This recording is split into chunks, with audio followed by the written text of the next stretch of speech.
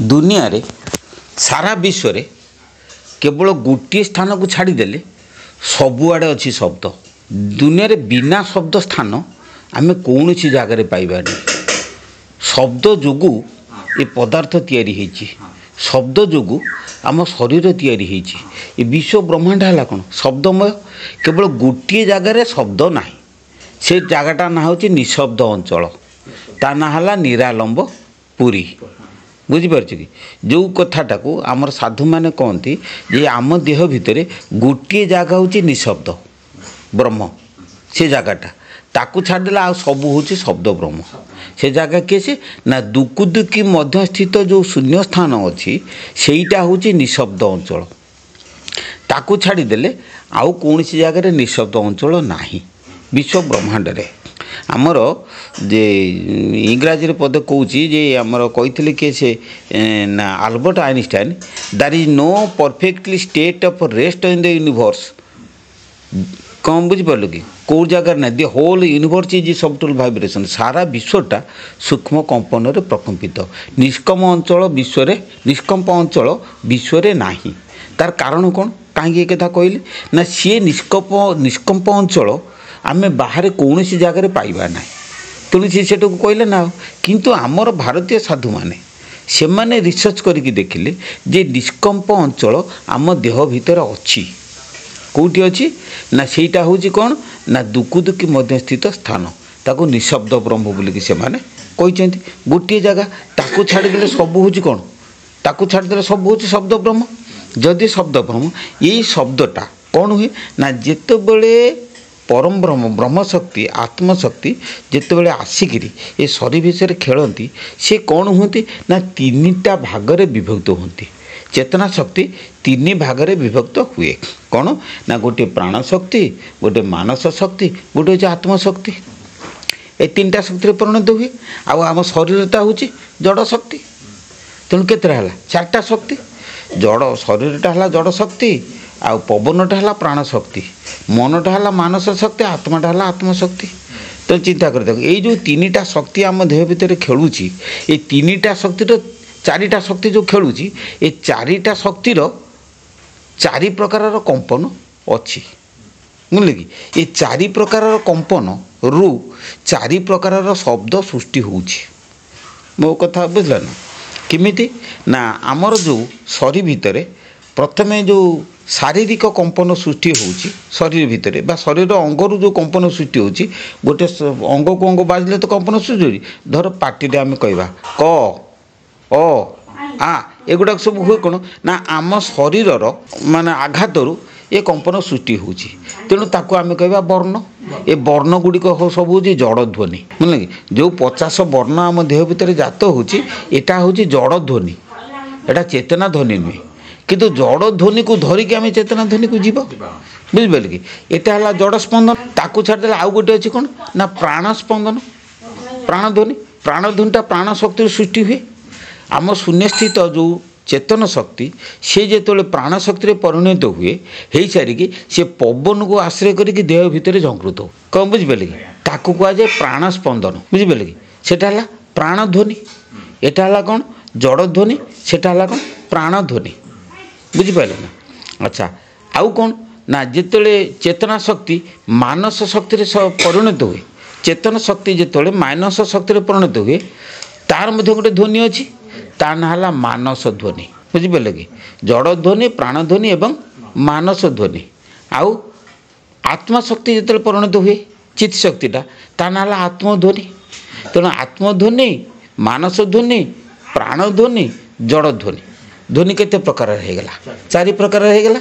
से चारि प्रकार को आमर साधु माने कहते कौन ना परा पश्यन्ति मध्यमा वैखरी यथाक्रमे है कि।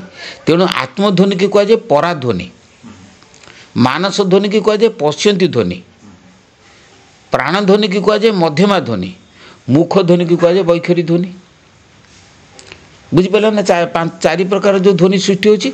अच्छा मुखरे जो वैखरी ध्वनि विखर अर्थ क्षरी जीवा झरी जीवा वैखरी ध्वनिटा जड़ ध्वनि तो ताको आमे शुणिले आम कर्णरे गोचरीभूत हो पार जड़े जन को कहले आमे शुणी पारिबा।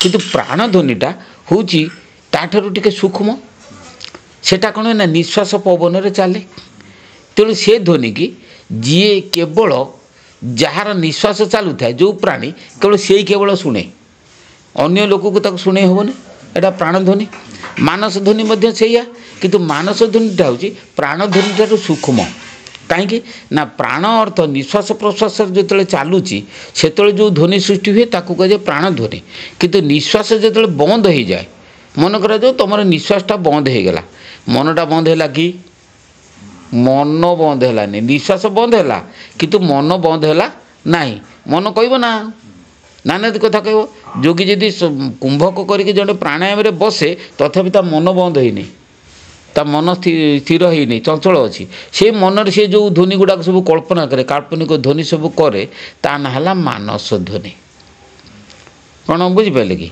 अच्छा आमर वर्ण रहा किए से वैखरी ध्वनि मध्यमा ध्वनि है प्राणध्वनि जो थी कि जो ध्वनिटा सृष्टि हुए ताको आम कहो सेटा मात्रा ध्वनि है।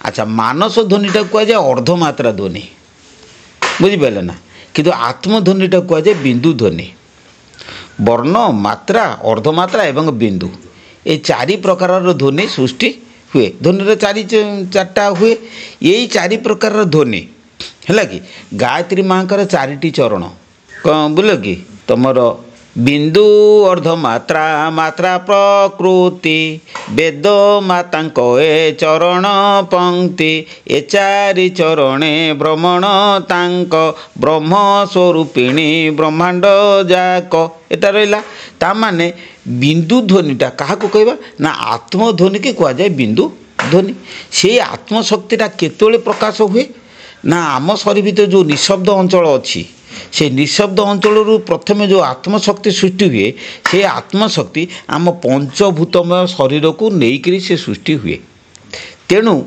आत्मशक्तिर पंचभूत तत्वर क्षमता अच्छी पंचभूतर क्षमता अच्छी बुझिपारे ना तेणु आत्मशक्ति जो कंपन सृष्टि हुए से पंचभूतर कंपन से सृष्टि हुए पृथ्वी जल अग्नि वायु आकाश ये पंचभूत कंपन आत्मशक्ति सृष्टि हुए पंचभूत प्रकृति मध्य आत्मशक्ति सृष्टि हुए है कि अच्छा मानस शक्ति जी रहा यहाँ कौन हुए ना यहाँ हूँ शब्द शक्ति है कि यहाँ शब्द शक्ति ये मानस शक्ति सृष्टि हुए यहाँ अर्धमात्रा कहीं तरंग ना बिना तरंग गोटे जगार प्रकम्पित जो मानस ध्वनि हुए कहीं पवन बंद होगा ना बिना तरंग से तरंग जो ध्वनि सृष्टि है से मानस ध्वनि किंतु तरंग जो शून्य है मात्रा ध्वनि प्राणशक्ति तेणु तुम देख जे आत्मध्वनि मानस ध्वनि प्राणध्वनि ये तीन प्रकार ध्वनि रे चेतना शक्ति संयुक्त अच्छी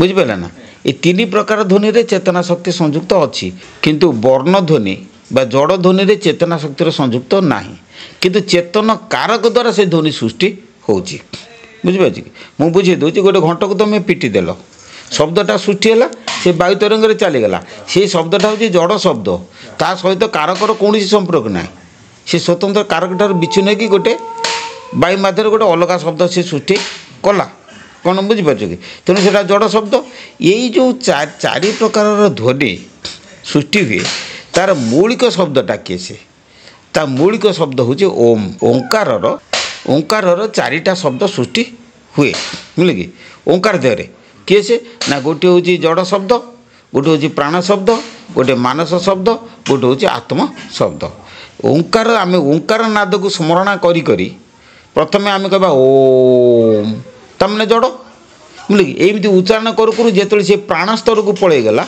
से प्राणध्वनि परिणत होगा से ओंकार ध्वनि पुणी जो मानस ध्वनि की पड़े मानस ध्वनि परिणत है लास्ट बेलू जो जा आत्मध्वनि परिणत हुए से ओंकार स्वरूप आम जापर साधक निजे जापर ताको पराध्वनि बोली कहवा से जो ओंकार ध्वनिटा सृष्टि है कौटी आत्मशक्ति बा शून्य से ध्वनि की से नाद को अनुभव करवा हूँ आम मानक समस्त कर्तव्य प्रत्येक साधुर कर्तव्य से नाद अनुभव सूत्र को धरियापी हेले सद्गुरु को आम ग्रहण करती आउ सद्गुरु केवल नाद अनुभव सूत्र आमको दे पारे सद्गुरु व्यतीत अन्य कौन सी गुरुर ताकत ना सी तुमको नाद अनुभव सूत्र दे पार जो सूत्र द्वारा आम नाद अनुभव करवा सेटा हूँ नाद अनुभव सूत्र से नाद अनुभव सूत्र को सद्गुरु चरण धरिक आम जदि धारण करवा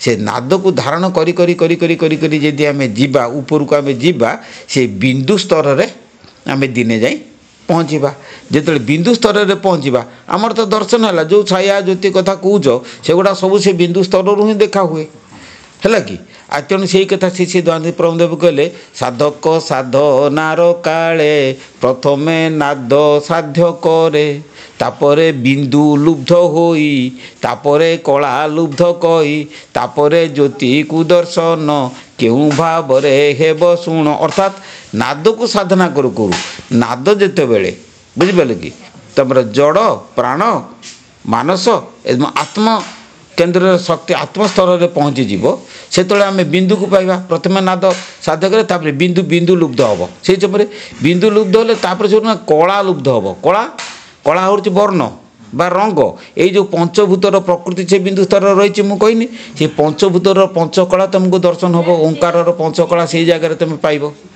बिंदु स्तर को गले ओंकार पंचकला तुम पाइब से कला को आमर पंचसखा साधक मैंने कहते कौन ना पांच भाग विभूत से कला को कहते किसे ना तारक दंडक कुंडली अर्धक बिंदु ये कला को पांच भाग विभूत कर तेणु बिंदु नीलवर्ण चैव रक्तवर्णार्ध मात्राय हारिद्र वर्ण तारक कृष्णदंडक मेवच श्वेतवर्ण तु कुंडली महाशक्ति महारूपा प्रणव पंचवनेस्मिन् दयानिधि से उच्यते आम से गुरु परमहंस दयानिधि से कहले कौन जे ये जो तारक दंडक कुंडली अर्धक एटा बिंदु स्तर में आम पांचटा कला पाइबा तेणु तांकरी कथा अनुसार कौन ना प्रथमे नाद साध्य करे तापरे बिंदु लुब्ध होई तापरे कला को पाइबा पंचकला दर्शन हम पंचकला दर्शन तापरे ज्योति को दर्शन ज्योति अर्थ जो कला नहीं निष्कल कौन बुझिपारे से कला नहीं शुभ्र ज्योति तुमको दर्शन हम जो से ज्योति दर्शन हम